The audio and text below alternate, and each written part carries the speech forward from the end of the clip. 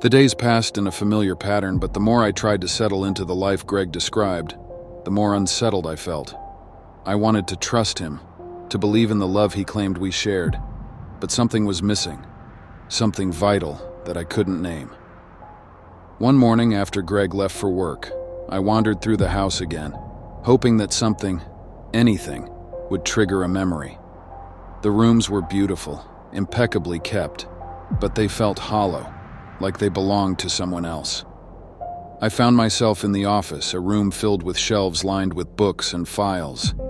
It was neat, organized, each item carefully arranged, like everything had its place. I hesitated, feeling a strange sense of guilt for prying, but my curiosity got the better of me. I wanted to know more about my life, about who I was. I opened a drawer, sifting through papers, bills, receipts, documents all in my name. As I looked over the papers, a strange thought struck me.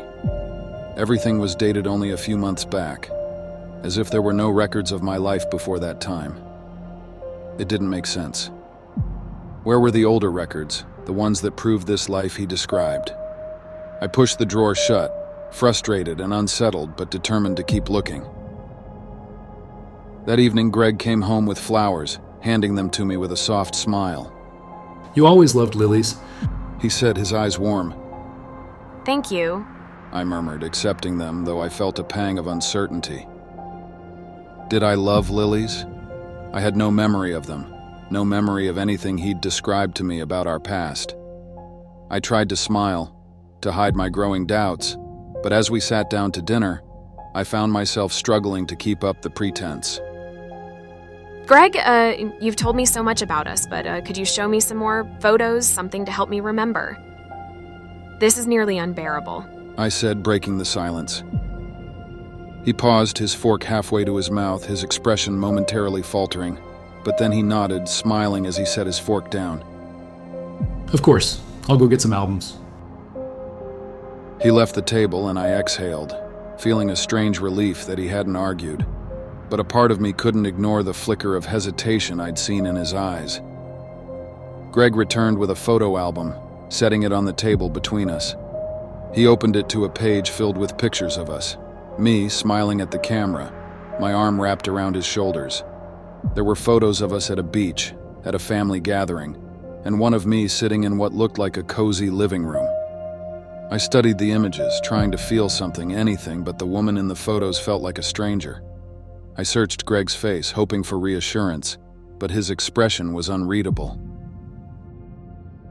I don't remember these. I admitted softly, feeling a pang of guilt. He reached over, squeezing my hand. That's okay. You've been through so much. It'll come back, I promise. We're gonna knock this out together. It's just gonna take some time. I forced a smile, nodding, but the doubt remained like a stone in my chest. If I was supposed to be this woman, why did her life feel so distant, so unreal? That night, as I lay in bed beside him, I couldn't sleep. The house was silent, the only sound Greg's steady breathing. My mind was racing, filled with questions I couldn't voice, questions that felt too dangerous to ask. After a while, I slipped out of bed, moving quietly down the hallway. I made my way to the office, my heart pounding as I carefully opened a drawer I hadn't checked before. In the bottom drawer of his desk, hidden beneath a stack of papers, I found a small notebook. I flipped it open, scanning the pages. At first, it was filled with ordinary notes, reminders, grocery lists, to-do items.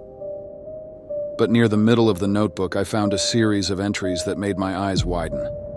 They read, "Victoria seems different lately. I don't know if it's just the memory loss or something deeper. She doesn't seem to remember the necklace.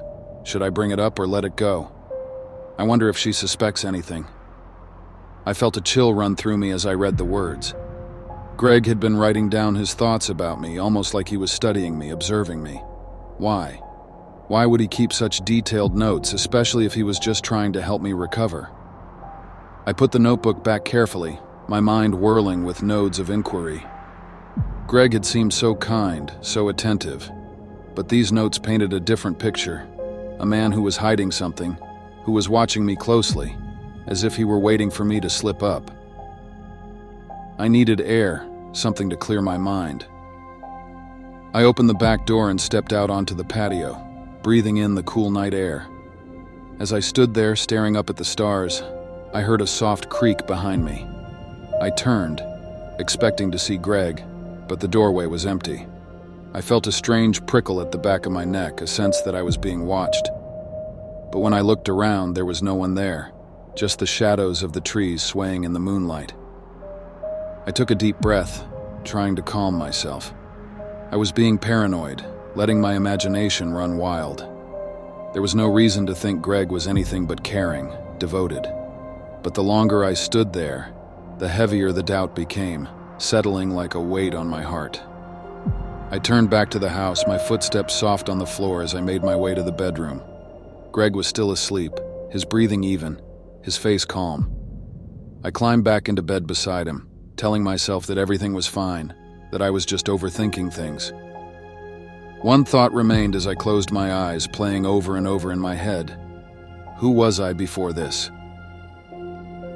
The next day I was on edge, my doubts growing with each passing hour.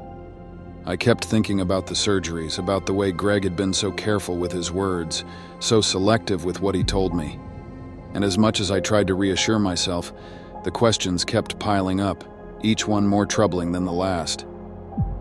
That evening after dinner, I decided to test Greg.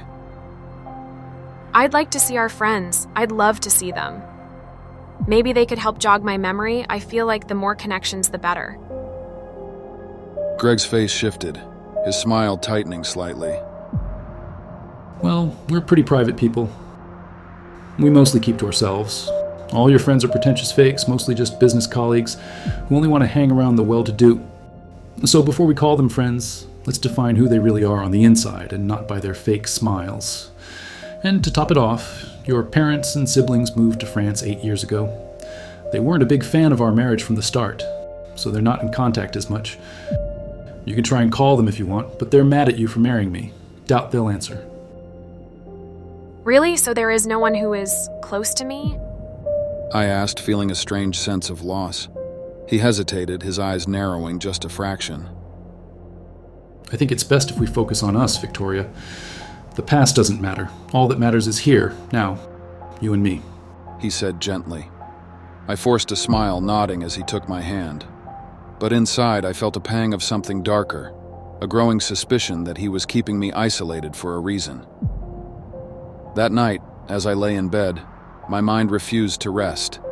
I felt like I was trapped in a maze with no clear way out, no answers, only questions piling up. I reached up, touching the faint scars on my face, feeling the rough texture beneath my fingers. I didn't recognize this face, this life, this man who is my husband. And as I lay there staring up at the ceiling, one question echoed through my mind, a question I didn't dare say aloud. Who am I? Really?